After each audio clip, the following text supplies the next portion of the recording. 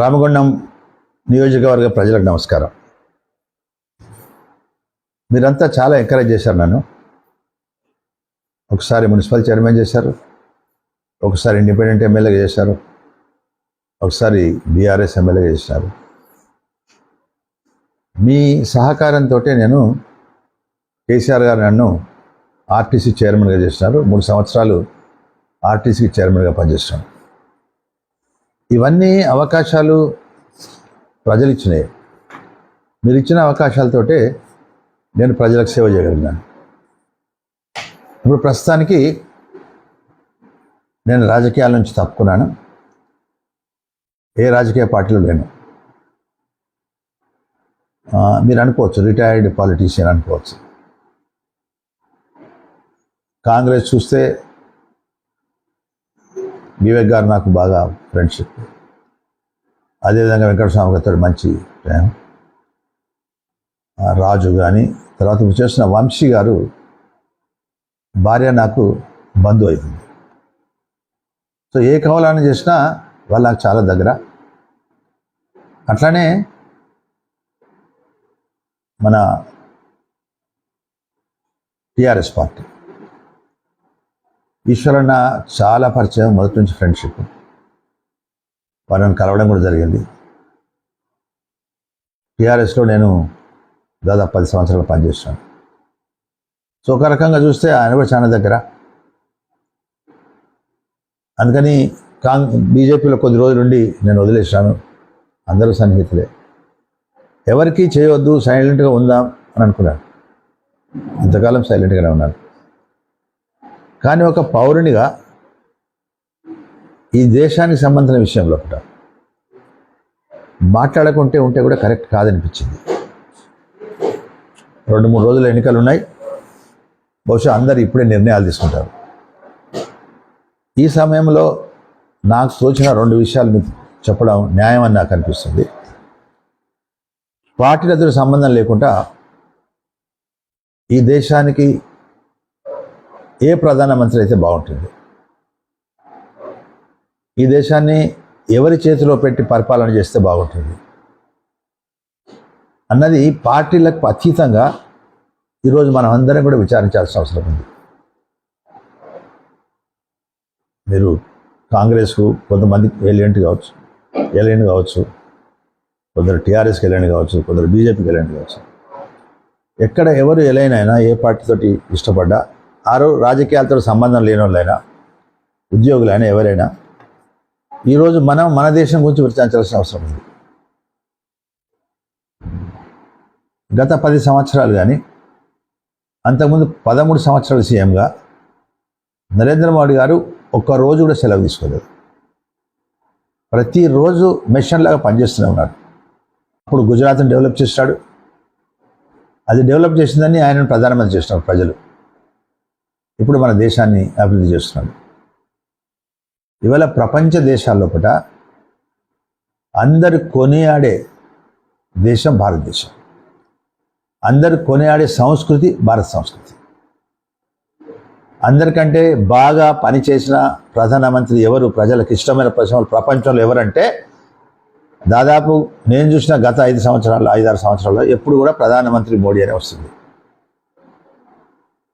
ఇంకో విచిత్రమైన విషయం ఏంటంటే వరల్డ్ ఎకానమీని ఎంతో అభివృద్ధి చేసిన దేశాలు కంట్రోల్ చేసింది. కానీ ఈరోజు వరల్డ్ ఎకనామిక్స్ ఫోరంకు ఒక సంస్థ ఉంది. ఆ సంస్థ పెట్టిన అధిపతి పేరు మర్చిపోయాను. ఆయన ఏం చెప్పాడంటే ఈ ప్రపంచ ఆర్థిక వ్యవస్థ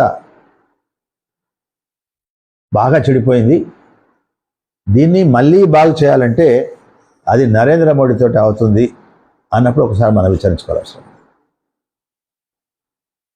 అదేవిధంగా రాజకీయాల్లో కూడా ఒక చాలా నోన్ పర్సన్ ఆయన మర్చిపోయినాను. ఆయన ఏం చెప్పాడంటే ఇప్పుడు జరుగుతున్న యుద్ధాలను ఆపే శక్తి కూడా కేవలం నరేంద్ర మోడీకే ఉందని చెప్పినాడు. దీంతో చాలామంది ప్రధానమంత్రులకు, దేశ అధ్యక్షులకు ఒక జెలిసీ లాంటిది వచ్చి మనకు నష్టం చేస్తుంటారు. అందుకని దానికి డబ్బు పంపిస్తుంటారు, మీడియా అంతా ఇదిపోతుంటుంది, మీడియా వ్యతిరేకం ఉంటుంది, అందరు చెప్పొచ్చు నరేంద్ర మోడీకి వ్యతిరేకం. కానీ ఒక్క రూపాయి కరెక్ట్ చేయకుండా ఆహార నిమిషాలు పనిచేసి టోటల్ క్యాబినెట్లో కూడా ఒక్కరు కరెక్షన్ చేయకుండా మెయింటైన్ చేసిన గొప్ప వ్యక్తి నరేంద్ర మోడీ. చాలామంది ఆయన ఒక అవతార పురుషులుగా తీసుకుంటారు. మన దేశాన్ని కాపాడే, మన సంస్కృతిని కాపాడే వ్యక్తిగా గమనిస్తారు ఆయన. మరి ఇటువంటి గొప్ప వ్యక్తి ఈరోజు పోటీలో ఉంటే ప్రజలు ఎందుకు వన్ సైడ్గా నేను గెలిపివద్దు? ఒకసారి మీరు విచారించండి. ఆయన మన దేశాన్ని ఆర్థికంగా 11 స్థానంలో ఉంటే 5వ స్థానం నిలబెట్టాడు. ఇంకొక 2-3 ఏళ్ళు ఆయన అధికారం ఉంటే 3వ స్థానానికి వస్తుంది. ఒకవేళ మన దేశాన్ని అభివృద్ధి చెందిన దేశంగా అబ్దుల్ కలాం ఎప్పుడు అనుకునేవాడు, మనది లీడ్ కంట్రీ కావాలి, ప్రపంచంలో అభివృద్ధి అయిన కంట్రీ కావాలి, మనకు అటువంటి అవకాశాలు ఉన్నాయి అంటే చేయగలిగే సత్తా కేవలం నరేంద్ర మోడీతో. ఒకసారి మనం ఎకనామిక్స్ పెరిగినాయి, మన ఇండస్ట్రీస్ పెరిగినాయి. ఇప్పుడు రైల్స్ ఇంపోర్ట్ చేసే బదులు ఇక్కడే తయారు చేసుకుంటున్నాం, షిప్స్ ఇక్కడే తయారు చేసుకుంటున్నాం, ఇటువంటి ఎన్నో మనం ఇక్కడ తయారు చేసుకుంటున్నాం.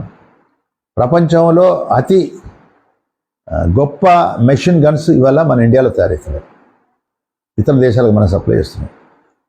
రాఫెల్ విమానాలు కొనలేము అని ఒకప్పట్లో మన్మోహన్ సింగ్ సభలో డిక్లేర్ చేసినాడు. ఆ రాఫెల్ విమానాలు మనం కొన్నాం.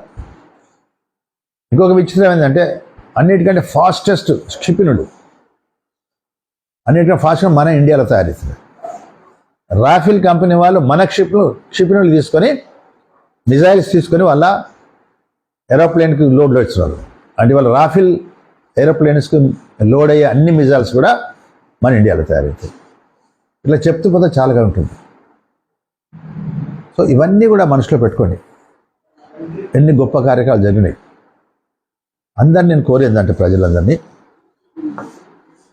ఇది ఒక సర్పంచ్ ఎలక్షన్ కాదు, ఇది ఒక ఎమ్మెల్యే ఎలక్షన్ కాదు, ఇది ఎంపీల ఎలక్షన్. అంటే మన దేశ ప్రధానిని నిర్ణయించే, మన దేశాన్ని అభివృద్ధి పదంలో నడిపించే ఎలక్షన్స్. ఇటువంటి ఎలక్షన్లో దయచేసి దీంట్లో ఏదో క్యాజువల్గా నిర్ణయం చేయడమో, లేకుంటే ఓటేయకుంటే ఇంటి దగ్గర ఉండడమో. దయచేసి ప్రతి వ్యక్తి ఓటేయాలి. చదువుకున్న వాళ్ళు, జ్ఞానం ఉన్న వాళ్ళు, ఈ సబ్జెక్టును అర్థమైన వాళ్ళు, తెలియని వాళ్ళకు దయచేసి 2-3 డేస్లో చెప్పండి. వాళ్ళందరినీ మనం చైతన్యపరచాల్సిన అవసరం ఉంది. ఈ మధ్య మనం చూసాం జస్టిస్ చంద్రకుమార్, ఆయన విశ్రాంతి రిటైర్డ్ జస్టిస్. ఆయన ఏమంటాడు, ఆయన ఇంకొక ఐఏఎస్ ఆఫీసర్ మురళి, చాలామంది ప్రొఫెసర్స్, వీళ్ళంతా విజ్ఞానవంతులే. వాళ్ళు ఈరోజు మోడీకి అగనిస్ట్గా పోతున్నారు, మోడీని దించేయాలని కోరుకుంటున్నారు. మరి వాళ్ళకు ఒక్కటే నేను అడుగుతాను, మోడీని దించేయాలని మీరు కోరుకుంటారు, మరి ఎవరిని ప్రైమ్ మినిస్టర్ చేద్దాం అనుకుంటారు? రాహుల్ గాంధీని ప్రైమ్ మినిస్టర్ చేయాలనుకుంటారా? కాంగ్రెస్ ప్రభుత్వం ఉన్న రోజులు కూడా మీరు ఇదే మాటలు చెప్పారు. ఎప్పుడు వ్యతిరేకం. కానీ ఒక మంచి నాయకుడు మనకు దొరికినప్పుడు ఆయన కాపాడుకోవాలన్నా కొంచెమన్నా జ్ఞానం వాళ్ళకు ఉండాల్సిన అవసరం ఉంది. ఇవాళ నరేంద్ర మోడీని మనం పొడుకుంటే మన దేశంలో అభివృద్ధిని మనం పొడగొట్టుకున్నట్టు. ఇట్లాంటి చాలామంది బయలుదేరుతారు. మరి ఏంటి, ఆయన నరేంద్ర మోడీని దించేసి రాహుల్ గాంధీని పెడతాడా, లేకుంటే మమతా బెనర్జీని పెడతాడా? మమతా బెనర్జీ ఇప్పటికే ఆమె రాష్ట్రంలో ఆమె చేతిలో లేదు. ఆమె ముందున్న కానీ పాలించే వాళ్ళు వేరే ఉన్నారు. అక్కడ ఎన్ని దుర్మార్గాలు జరిగినా, ఎన్ని అన్యాయాలు జరిగినా, ఎంత ఎక్స్ట్రీమిటీస్ అయినా కానీ ఆమె ఏం చేయలేకపోతుంది. లేకుంటే అరవింద్ కేజ్రీవాల్ ముచ్చట్లు చెప్పడతాను, బాగా ముచ్చట్లు చెప్తారు, చెప్పేదోటి చేసేదోటి, పోయి జైల్లో ఉన్నాడు. ఇటువంటి వ్యక్తిని మీరు కోరుకుంటున్నారా? ఈ దేశానికి సరైన వ్యక్తి కేవలం నరేంద్ర మోడీ. అతను గెలిపించాలి. మీరు ఏ పార్టీలో ఉన్నా దేశం కోసం సరైన పని చేయాలని నేను కోరుతూ ప్రజలందరినీ కోరుకుంటూ సెలవు తీసుకుంటాను. భారత్ మాతాకి జై.